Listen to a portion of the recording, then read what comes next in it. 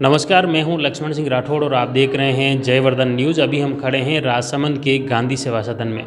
यहां पर गांधी सेवा सदन के संस्थापक और स्वतंत्रता सेनानी देवेंद्र जी कर्नावट की जन्म शताब्दी की तैयारियां चल रही हैं।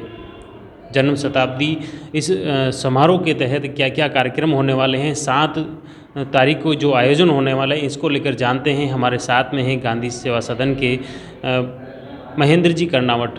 सर, ये जो कार्यक्रम होने वाला है, इसमें मुख्य रूप से कौन कौन अतिथि रहेंगे और क्या पूरी कार्यक्रम की रूपरेखा है?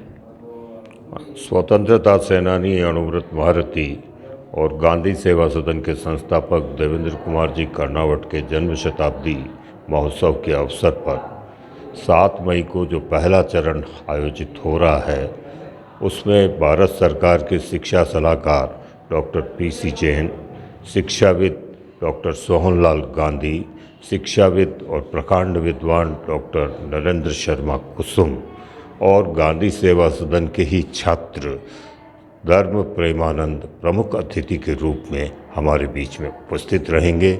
और इसी के साथ में जेके टायर इंडस्ट्री के महाप्रबंध निदेशक श्री अनिल मिश्रा और राजसमंद नगर परिषद के सभापति अशोक टांक इस समारोह की शोभा बढ़ाएंगे।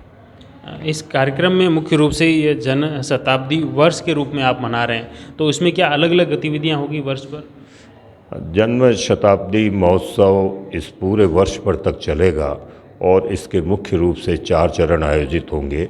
7 मई 2023 को पहला, 7 सितंबर 2023 को दूसरा, 24, 25, 6 नवंबर 2023 को तीसरा और 7 नवंबर 2024 को चौथा कार्यक्रम आयोजित होगा। प्रथम चरण के अंदर देवेंद्र भाई ने अपने हाथों से जो अपनी आत्मकथा और उसके संबंध में जो दूसरा साहित्य तैयार हुआ है, उन 5 पुस्तकों का लोकार्पण होगा। और इस लोकार्पण के साथ ही देवेंद्र भाई की स्मृति में जो देवेंद्र कक्ष का निर्माण किया गया है, जिससे कि हमारे राजसमंद जिले की बाल पीढ़ी को एक नई प्रेरणा मिलेगी कि किस तरह से लोगों ने अभाव झेल करके आज़ादी की लड़ाई लड़ी थी, उस कक्ष का भी लोकार्पण होगा। इस अवसर पर बाल निकेतन के लगभग 5 उन पूर्व विद्यार्थियों का सम्मान भी किया जाएगा जिन्होंने अपने अपने क्षेत्र के अंदर राष्ट्रीय स्तर के ऊपर शिक्षा, दीक्षा, समाज सेवा के कार्यों को आगे बढ़ाया है, संस्थापक जी के जीवन चरित्र से प्रभावित होकर के। और इसी के साथ बच्चों की बाल प्रस्तुतियाँ होगी जो देवेंद्र भाई के जीवन को गीत, संगीत और नृत्य के माध्यम से सबके समक्ष प्रस्तुत करेगी।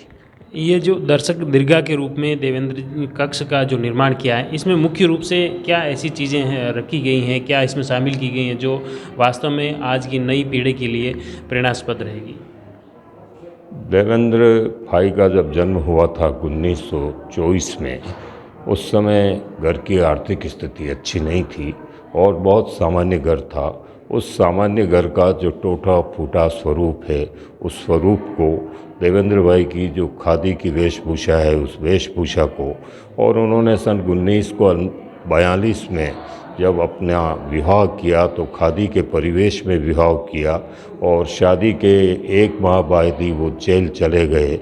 और उसके बाद में नौचौकी पर उस समय के प्रक्षुब्ध क्रांतिकारी बाबा प्रति सिंह आज़ाद से उनकी भेंट हुई और उनको उन्होंने किस तरह से यहाँ पर 10 दिनों तक रखा और फिर नाथद्वारा में भूरीबाई के आश्रम में उनको स्थानांतरित किया। और राजसमंद में गोरा जी, काला जी के मंदिर पर जो बलि प्रथा और शराब चढ़ाई जाती थी, उसका विरोध किया।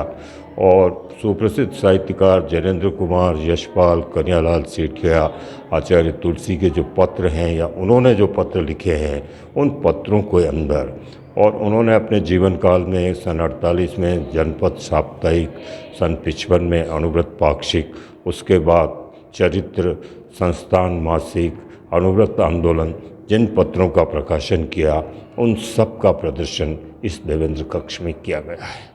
बहुत बहुत धन्यवाद। जैसा आपने सुना, देवेंद्र जी कर्नावट एक तरह से अपने देश की आज़ादी आंदोलन में भी उनकी अहम भूमिका रही और किस तरह से अभावग्रस्त हालात में और जिस समय कोई संसाधन नहीं थे, वैसे परिस्थिति में वो किस तरह से स्वतंत्रता आंदोलन में उन्होंने लड़ाई लड़ी और जेल भी वो गए। आखिर पूरा जो जीवन उनका है आम जन के लिए भी प्रेरणास्पद रहेगा। आप जुड़े रहिए जयवर्धन न्यूज़ के साथ। धन्यवाद।